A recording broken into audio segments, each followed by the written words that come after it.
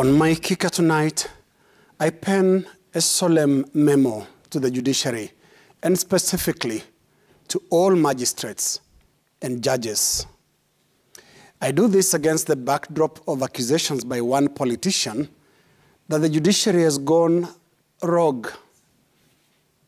Miffed by the High Court judgment that declared the position of Chief Administrative Secretary CAS unconstitutional, the politician took to the social media to attack the judiciary as, quote, one of the most incompetent, ineffective, corrupt, inept in post-independence Kenya.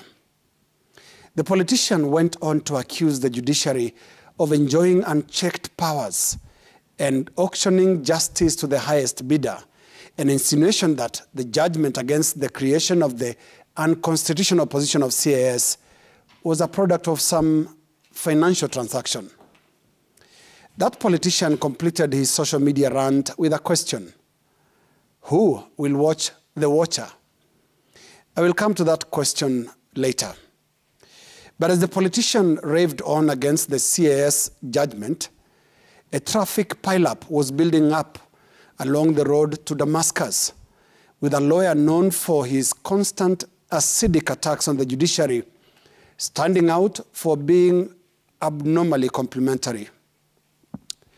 The lawyer poured rare praise on the Constitution of Kenya 2010, saying it had taught former President Uhuru Kenyatta a painful lesson, and that the same Constitution will teach the current President William Ruto painful lessons. For emphasis, the lawyer warned that the Constitution will indeed teach anyone who breaks it what he called painful lessons. To that tweet, the lawyer signed off with a line, and I quote, "Respecting the dictates of the Constitution is a joyous nationalistic act," end of quote. Later on, the lawyer fired back directly at the ranting politician by praising one of the judges in the CAS majority decision.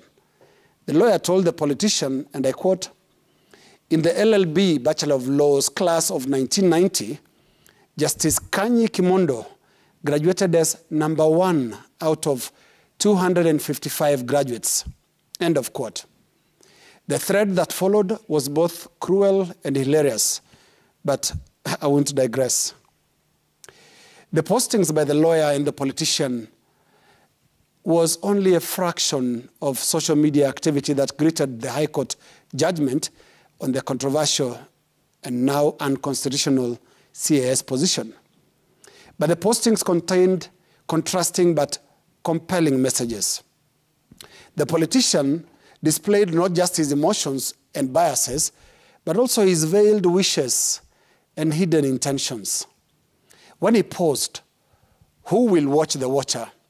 my thoughts immediately went back to the ill-fated Building Bridges Initiative BBI document that had so bizarrely proposed to amend the Constitution to introduce the office of a judiciary ombudsman with sweeping oversight powers over judges. The judiciary ombudsman, according to the BBI amendments, was supposed to be appointed by the president and approved by the Senate. When the politician spoke of a watcher to watch the watchers, I couldn't help imagining that how close that shave was, and how blissfully the politician would have today unleashed the BBI ombudsman on the rogue CAS decision majority judges. Here is the underlying lesson to the judiciary.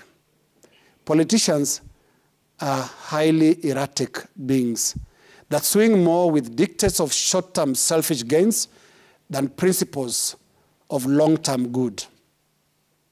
Despite their individual and collective imperfections, politicians control 2 out of the 3 arms of government.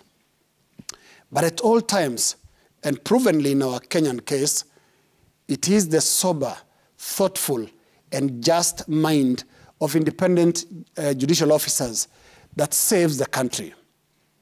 Our nationhood has on numerous occasions depended entirely on the decisions of good judges and good magistrates. And politicians remind us every day that we can't afford to lose that. But what greater reminder than that rare convergence of the words of one of your harshest critics, that lawyer, and the words of former Chief Justice David Maraga, a man that lawyer had zero regard for. Here are the two quotes. Let's start with the lawyer. He says, "Respecting the dictates of the Constitution is a joyous nationalistic act."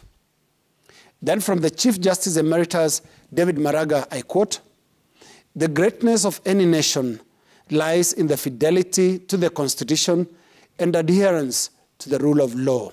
End of quote. So when politicians come crying rogue and incoherently invoking the principle of separation of powers, remind them there is only one constitution for all arms of government. You may also be reminded of the words of your most severe critic who tweeted, and I quote again, "The 2010 Constitution is the most powerful antidote to impunity and unchecked executive power."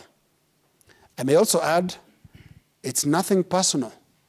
Si kwa ubaya. It's just the Constitution. That is my kicker.